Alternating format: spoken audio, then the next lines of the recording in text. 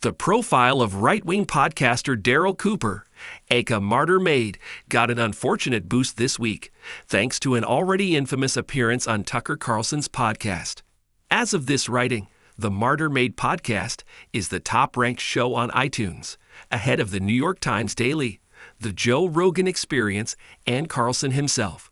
He's got over 250,000 followers on X.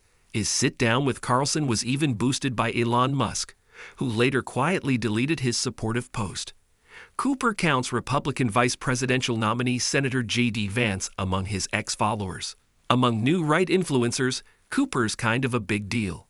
Carlson praised Cooper as the best and most honest popular historian in the United States and lauded his work on the forbidden topic of trying to understand World War II. Putting aside the abject silliness of saying World War II is a forbidden subject anywhere on this planet, the appearance was of a piece with Cooper's just asking questions style of historical revisionism, which frequently includes Nazi apologia and Holocaust skepticism. He called Winston Churchill the chief villain of World War II and said that the murder of 6 million Jews was humane because there was no food to feed the prisoners of war. These sentiments are hardly uncommon in Cooper's output. In a since-deleted tweet from July, Cooper posted 2 photos. One was of Adolf Hitler and his high command stalking through Paris, with the Eiffel Tower in the background. The other was of drag performers in the Paris Olympics opening ceremony, who appeared on the TV broadcast for mere moments. Cooper wrote that the Nazi victory lap photo was infinitely preferable in virtually every way to the Olympics photo. And there's no reason to believe this was mere trolling. Pretty gross, right? So where did this guy come from? How did he cultivate such a large audience?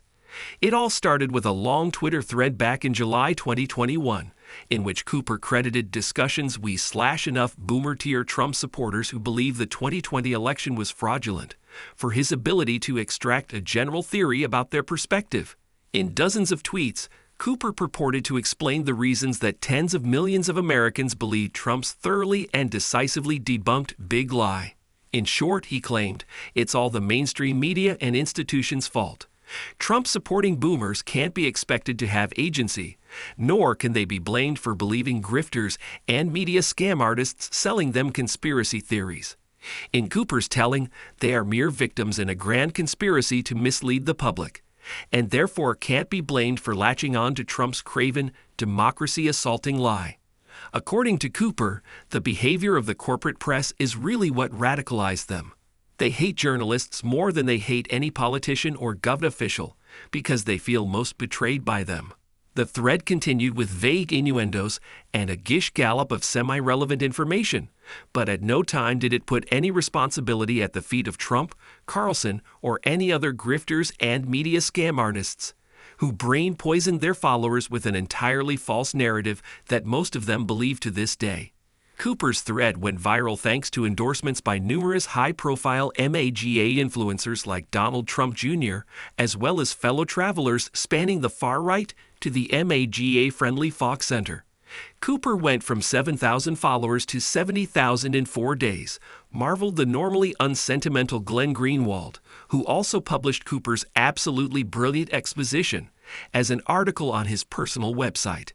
Cooper didn't endorse the big lie, but he did lay the blame for the lie's effectiveness on the people who said it was a lie, rather than the person, Trump, who created the lie and the people who spread it, Tucker Carlson included. It's the look what you made me do defense, but about a baseless fraud that continues to rip the country apart. So that's essentially the Martyr Made origin story. 3 years later, his reach is far wider, but it seems as though Cooper's Nazi revisionism was the bridge too far for a lot of right-wingers who might have been previously inclined to credulously boost his message, like Musk, although Andrew Tate still appears to be a fan. What ties the two moments together is the just asking questions revisionism that makes a big show of challenging the supposedly manufactured institutional narratives. The 2020 election was not stolen, and the Nazis were the villains of World War II. Through sloppy, misleading, or sometimes just flat-out wrong arguments, And this kind of reflexive contrarianism can be seen among other MAGA-friendly podcasters with huge platforms, distorting reality fields by holding onto a mantra that if an institution says it's true, then it can't be.